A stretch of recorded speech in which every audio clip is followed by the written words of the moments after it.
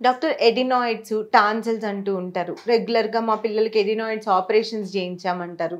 వింటనే ఉంటాం ఎక్కువ పిల్లలకి సంబంధించి ఈ హ్మ్. హ్మ్. ప్రాబ్లమ్స్‌ని. హ్మ్. అసలు అంటే ఏంటి? ఎడినాయిడ్స్ ఏంటి? టాన్సిల్స్ ఏంటి? అంటే ఇవి ఎడినాయిడ్స్, టాన్సిల్స్ అనేవి శరీరంలో ఇందాక మనం ఏదైతే సైనస్ లాగా మాట్లాడుకున్నామో సేమ్ ఇవి కూడా అంతేనండి. అంటే శరీరంలో అవి మనకొక భాగం.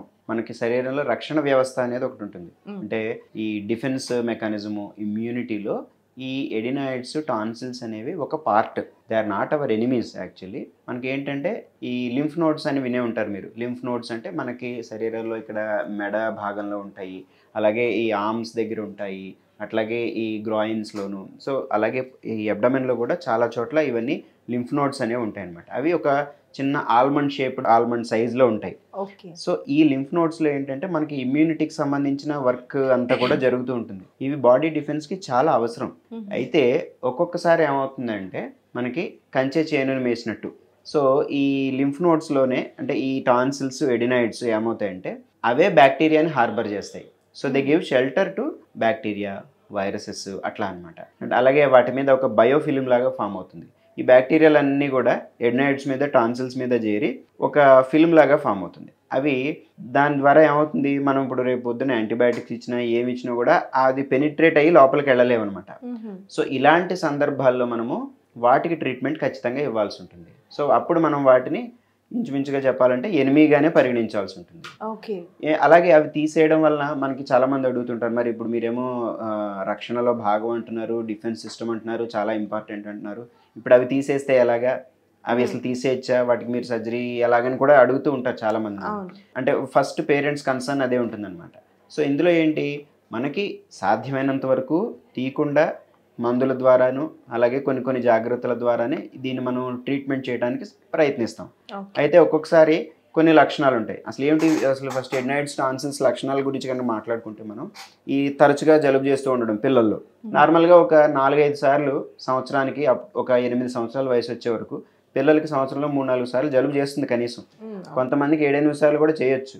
కాకపోతే ఈ జలుబుతో పాటు ఈ బాగా గ్రీనిష్ కలర్‌లోను ఫ్లమ్ రావటం, ఎప్పుడు కూడా చైల్డ్ కొంచెం సిక్‌గా కనిపించటం, లేదా ఈ తలనొప్పి గాని, ఇటువంటి సింప్టమ్స్ కూడా పిల్లల్లో తలనొప్పి ఏమిటంటూ అనుకుంటాం. అవును. సో, ఈ ఎడినాయిడ్స్ సైనస్ లక్షణాలు కూడా కలుగజేస్తాయి.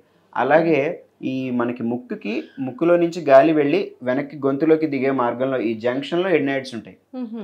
అలాగే టాన్సిల్స్ ఎక్కడుంటాయి? మనం నోరు తెరిస్తే క్లియర్‌గా నోట్లో అటు ఇటు కూడా కనపడేవి టాన్సిల్స్. ఇది చాలా మందికి తెలిసిన విషయమే. అవును. కాకపోతే ఈ ఎడినాయిడ్సే ముక్కు వెనకాతల ఉంటాయన్నమాట. దీన్ని అందుకే దానికేంటంటే నెసోఫారింజియల్ టాన్సిల్ అంటారు. అంటే ముక్కులో వెనకాల ఉండే టాన్సిల్‌నే మనం ఎడినాయిడ్ అంటాం. అట్లా అనుకోవచ్చనమాట. సో, ఇది పెద్దదైనప్పుడు ఈ ముక్కులో నుంచి వెళ్ళాల్సిన గాలి వెనక్కి దగ్గరికెళ్ళి అక్కడ ఆగిపోతుంది. అవి ఎడినాయిడ్స్ ఉండాల్సిన సైజ్ కన్నా పెద్దవిగా పెరిగి అడ్డేస్తాయి గాలిని. ఓకే. సో, దానివల్ల పిల్లల్లో గురక పెట్టడం. మీరు పెద్దవాళ్ళలో వినే ఉంటారు గురక అని. అవును. కానీ పిల్లల్లో గురక ఏంటని కూడా చాలామంది అడుగుతుంటారు. సో, ముఖ్య కారణం 100కి 90% పిల్లల్లో గురక పెట్టే వాళ్ళల్లో ఎడినాయిడ్సే కారణం ఉంటుందన్నమాట. ఓకే.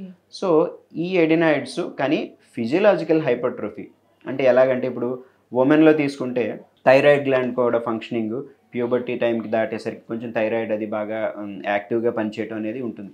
అలాగే ఒక ఇంపార్టెంట్ ఫేజెస్ ఆఫ్ లైఫ్. ఇప్పుడు మనం ఫస్ట్ 2, 3 సంవత్సరాల వరకు పిల్లల్ని జనరల్‌గా ఎక్కువ బయటికి పంపించరు. అవును. వీళ్ళు 3 సంవత్సరం నుంచి 4 సంవత్సరం నుంచి కిండర్‌గార్టెన్‌కి వెళ్ళటం. సో, అప్పటి నుంచి వాళ్ళు ఇన్ఫెక్షన్స్‌కి ఎక్స్‌పోజ్ అవ్వటం స్టార్ట్ అవుతుంది.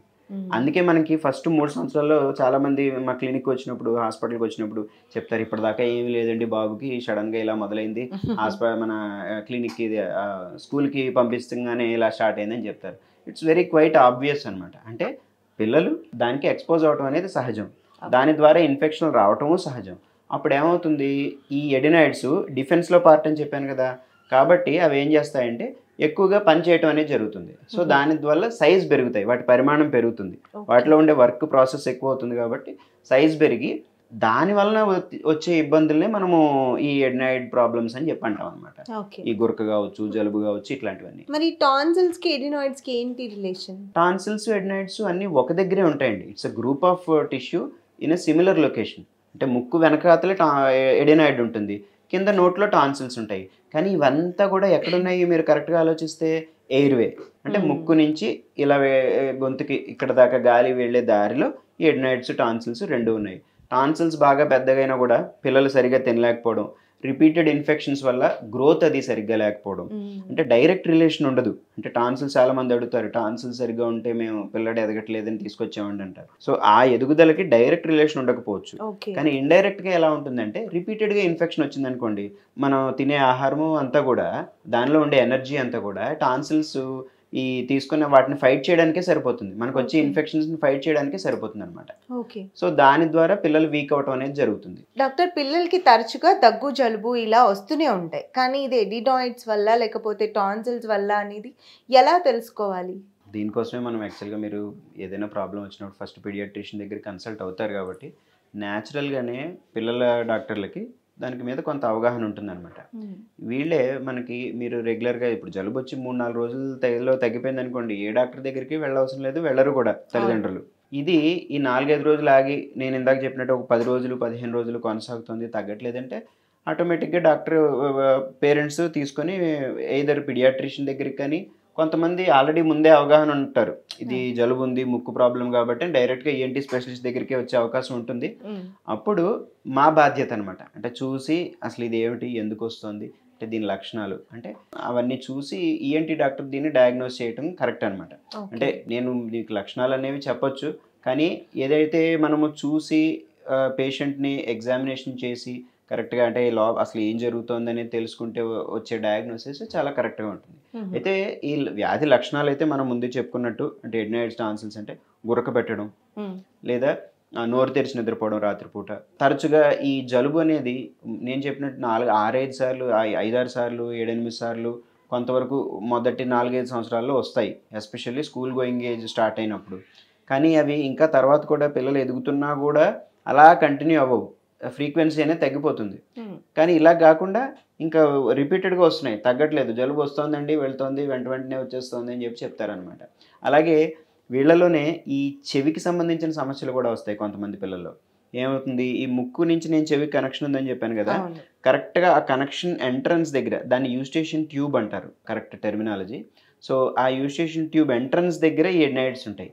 ఇవి ఎప్పుడైతే పెద్దవయ్యాయో ఆ ఎంట్రన్స్ని బ్లాక్ చేస్తాయి. దానివల్ల ఏమవుతుంది, ఈ చెవి లోపల కూడా వెంటిలేషన్ అది సరిగ్గా లేక ఇన్ఫెక్షన్స్ అవి వచ్చే అవకాశం ఉంటుంది. అలాగే సరిగ్గా వినపడకపోవడం ఉంటుంది అనమాట. అంటే కొంతమంది పిల్లల్లో ఈ జలుబు వచ్చి వాళ్ళు కొంచెం చూడడానికి మందబుద్ధిగా అనిపిస్తారు.